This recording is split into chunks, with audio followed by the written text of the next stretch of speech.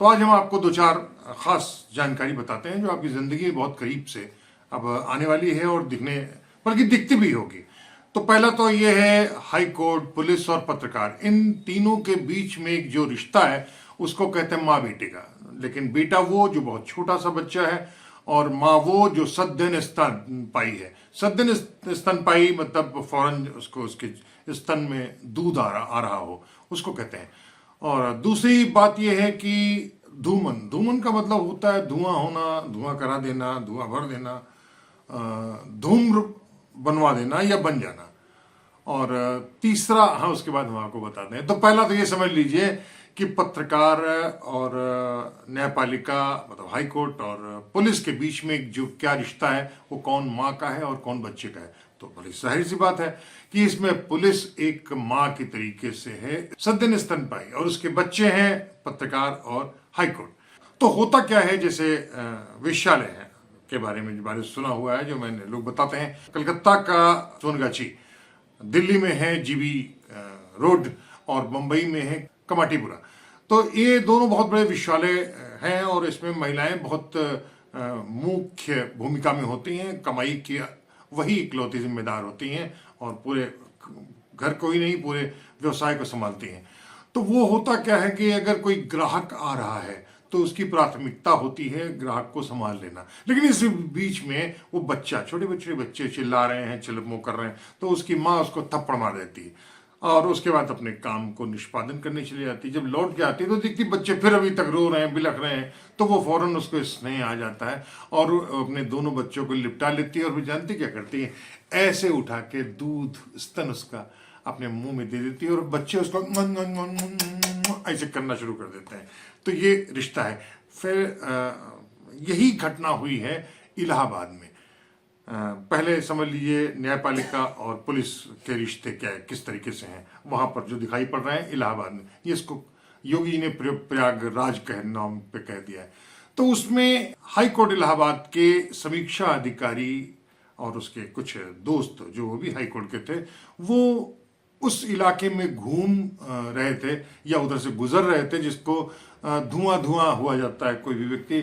उस इलाके का नाम है धूमन, यानी धूमनगंज, यानी धूम्र बन जाने वाला या धुआं भर देना, या किसी के धुएं में धुआं भर दे, किसी के धुआं भर देना। तो ये वहां पर अचानक जो थाना पुलिस है उसको उसका नाम ही रख दिया गया है, वो धुआं भरने वाला थाना है, तो उसका नाम है धूमनगंज थाने। वहां से सामने से गुजर रहे थे, उसके बगल में एक पुलिस चौकी है, वहां से कुछ लोगों ने इसको पकड़ा और उसको बहुत बुरी तरह मारना शुरू कर दिया। इतना ही नहीं बल्कि चौकी से लेकर के थाने तक ले जाकर के उसको व्यक्ति को मारा। और जो समीक्षा अधिकारी था हाई कोर्ट का, उसके साथ के जो लोग थे वो भी पकड़े गए और थाने में अंदर जाने के बाद भी उनको आधे घंटे तक बुरी तरीके से मारा गया। ये सूचना जब हाई कोर्ट में अगले दिन पहुंची तो हाई कोर्ट ने उस पर बहुत सख्त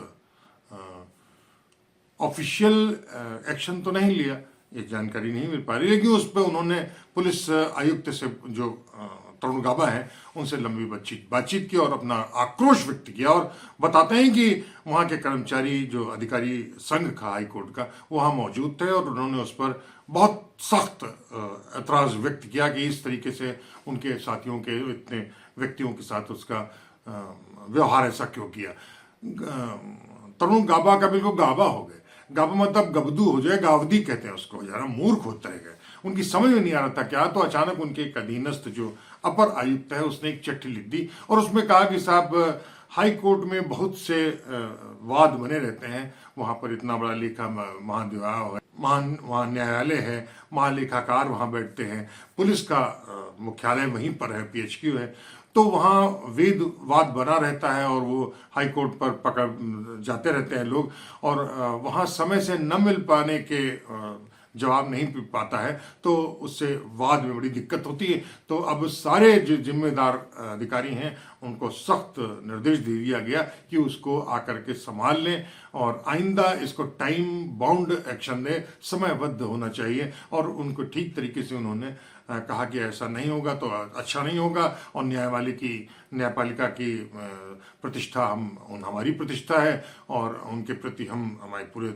तीसरा खंभा है और हम उसके पूरे सम्मान करते रहेंगे। ये नतीजा ठीक वही था कि उन्होंने उठा करके अपना स्तन हाई कोर्ट के मुंह में दिया और हाई कोर्ट बिल्कुल करता हुआ चला गया। दूसरी घटना आपको बताते हैं, तकरीबन 1.5 साल पहले की है। लखनऊ के बहुत बड़ा अखबार है दैनिक जागरण, बहुत घटिया किस्म का है, बहुत चरित्र को लेकर के, अपने धार्मिक चरित्र को लेकर के बहुत ही घटिया और बहुत निकृष्ट अखबार बन गया है, नाम दैनिक जागरण। दैनिक जागरण ने कुछ रिपोर्टरों ने कुछ हिमाकत की और कुछ शहर में जो ट्रैफिक की समस्या है, चौराहों पर, दूसरे मोहल्ले में या बड़े बाजारों में संकट है, उस पर वहाँ के रिपोर्टरों ने मिल करके एक अभियान छेड़ा और उसमें बताया कि इस तरीके से हो रहा है और ऐसा हो रहा है और लखनऊ का ट्रैफिक सिस्टम बिल्कुल जाम होता जा रहा है और पुलिस कुछ नहीं कर रही है। ये हुआ तो उस समय जो शिरोडकर हुआ करते थे, पता नहीं न, जो पुलिस आयुक्त हुआ करते थे, उनको यहाँ से यहाँ तक बिल्कुल धुआं धुआं हो गया, आग लग गई, गुस्से में थथराए लगे। तो उन्होंने अपने अपर आयुक्त से कहा, जो ट्रैफिक देखता था, उसको एक बड़ा से कह करके एक सख्त पत्र लिखा और उसमें प्रेस काउंसिल ऑफ इंडिया से लेकर के चीफ सेक्रेटरी और डीजीपी से लेकर के और मुख्य सचिव से सारे लोगों के साथ ही साथ जो प्रकाशक है दैनिक जागरण का, उसका जो स्थानीय संपादक है और जो ब्यूरो चीफ है या जो रिपोर्टर है, उसको एक चिट्ठी लिख दी कि तुम जो बेईमानी कर रहे हो और अर्थ का अनर्थ कर रहे हो, खबर कौन सी होती है कौन सी नहीं होती है और उसको अनर्थ कर रहे हो तुम, प्रेस काउंसिल ऑफ इंडिया तक लेके जाएंगे, अदालत में ले जाएंगे, तुम्हारी खाल छीन देंगे। मोटिव यही था, जो कहने का मतलब था। अब ये थर करने लगे दैनिक जागरण के लोग। बात बहुत आगे बढ़ गई।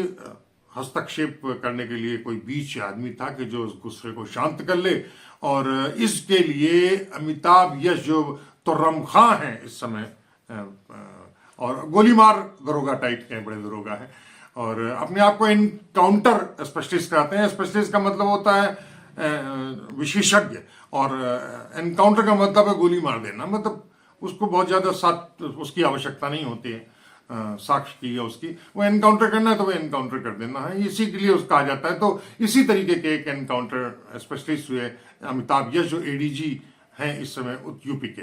तो उन्होंने इस पूरे मामले पे क्यों हस्तक्षेप किया, जो कि एडीजी लॉ एंड ऑर्डर है, उन्होंने क्यों किया ये समझ में आया। एसटीएफ भी देख रहे हैं उन्होंने क्यों किया यहाँ के लखनऊ के ट्रैफिक सिस्टम को लेकर के। लेकिन आ गए यहाँ पर लखनऊ के में उन्होंने एक मीटिंग की और बड़े अफसरों को मिला करके पुलिस आयुक्त को ही बुलाया और बहुत से एक बड़ा किया, ये करना चाहिए, वो करना चाहिए, ऐसा करना चाहिए। और उसके बाद से ये पैसिफिकेशन हो गया। दैनिक जागरण के पत्रकारों को समझा दिया गया, पुलिस आयुक्त को समझा दिया कि भाई ठीक है, खत्म करो यार, बहुत हो गया, बहुत ज्यादा। तो ये ठीक उसी तरीके से कि पुलिस ने फौरन अपना उठाया और दैनिक जागरण के जो रिपोर्टर थे और जो प्रकाशक थे, जो उनके संपादक थे, वो करना उन्होंने शुरू कर दिया और ऐसी की तैसी हो गई पूरे। ये पहला ही मामला नहीं है कि पुलिस के लोगों ने प्रेस और न्यायपालिका की ऐसी की तैसी पहली बार की हो। ऐसा नहीं, बार बार होता रहता है और कई बार हो चुका है।